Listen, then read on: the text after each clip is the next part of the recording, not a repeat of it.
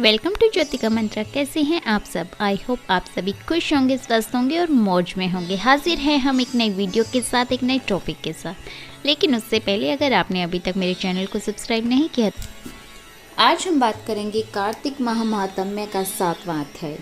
मंगलकारी श्री हरि का सच्चा नाम ध्याऊं, कार्तिक मास महात्म्य का 7वां अध्याय बनाऊं। नारद जी ने कहा, हे राजन, कार्तिक मास में व्रत करने वाले के नियमों को मैं संक्षेप में बतलाता हूँ, उसे आप सुनिए। व्रती को सब प्रकार के अमिष, मांस, उड़द, राई, खटाई और नशीली वस्तुओं का त्याग कर देना चाहिए। व्रती को दूसरे का अन्न ग्रहण नहीं करना चाहिए, किसी से द्वेष नहीं करना चाहिए, तीर्थ के अतिरिक्त अन्य कोई यात्रा नहीं करनी चाहिए। देवता, वेद, ब्राह्मण, गाय, व्रती, नारी, राजा और गुरुजनों की निंदा भी नहीं करनी चाहिए। व्रती को दाल, तिल, पकवान व दान किया हुआ भोजन ग्रहण नहीं करना चाहिए। किसी की चुगली या निंदा भी नहीं करनी चाहिए। किसी भी जीव का मांस नहीं छूना चाहिए। पान, खत्ता, चूना, नींबू, मसूर, बासी और झूठे अन्न का प्रयोग नहीं करना चाहिए। गाय, बकरी और भैंस के अतिरिक्त अन्य किसी पशु का दूध नहीं पीना चाहिए।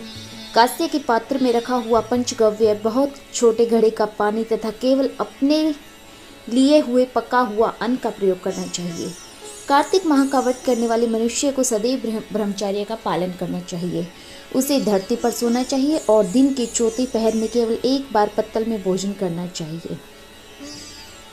व्रती कार्तिक माह में केवल नरक चतुर्दशी, जिसे छोटी दिवाली भी कहा जाता है, इस दिन ही शरीर में तेल लगा सकता है। कार्तिक माह में व्रत करने वाले मनुष्य को सिंघाड़ा, प्याज, मट्ठा, गाजर, मूली, काशीफल, लौकी, तरबूज, इन वस्तुओं का प्रयोग बिल्कुल नहीं करना चाहिए।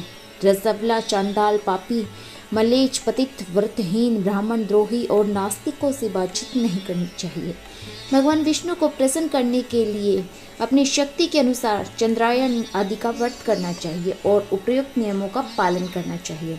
व्रती को प्रतिपदा को कुम्हड़ा, द्वितीया को कटहल, तृतीया को तरुणी स्त्री, चतुर्थी को मूली, पंचमी को बेल, षष्ठी को तरबूज, सप्तमी को आंवला, अष्टमी को नारियल, नवमी को मूली, दशमी को लौकी, एकादशी को परवल, द्वादशी को बेर, त्रयोदशी को मट्ठा और चतुर्दशी को गाजर तथा पूर्णिमा को शाक का प्रयोग नहीं करना चाहिए।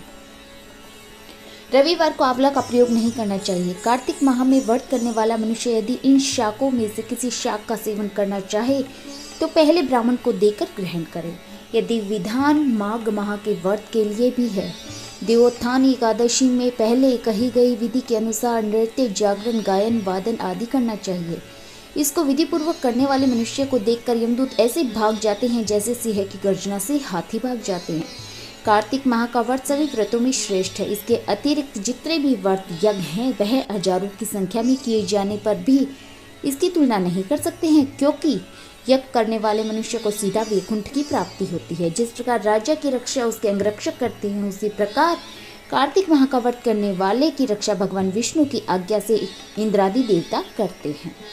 व्रती मनुष्य जहाँ कहीं भी रहता है वहीं पर उसकी पूजा होती है, उसका यश फैलता है, उसके निवास स्थान पर भूत, पिशाच आदि का कोई महत्व नहीं रह जाता। विधि पूर्वक कार्तिक माह का व्रत करने वाले मनुष्य के पुण्य को वर्णन करने में ब्रह्मा जी भी असमर्थ हैं। यह व्रत सभी पापों का नाश करने वाला है, पुत्र पौत्र प्रदान करने वाला और धन धान्य की वृद्धि करने वाला है। तो यह था 7वां अध्याय कार्तिक मास का। इसी के साथ हम करेंगे वीडियो एंड। मिलेंगे बहुत जल्द एक नई वीडियो के साथ, एक नई टॉपिक के साथ। अगर आपको वीडियो पसंद आई हो तो लाइक और शेयर कर दीजिए, और अगर आपने अभी तक चैनल को सब्सक्राइब नहीं किया है, चैनल को सब्सक्राइब करना ना भूलें। मिलेंगे बहुत जल्द। नमस्ते। आप सभी खुश रहें, स्वस्थ रहें। मेरी ब्लेसिंग आपके साथ है।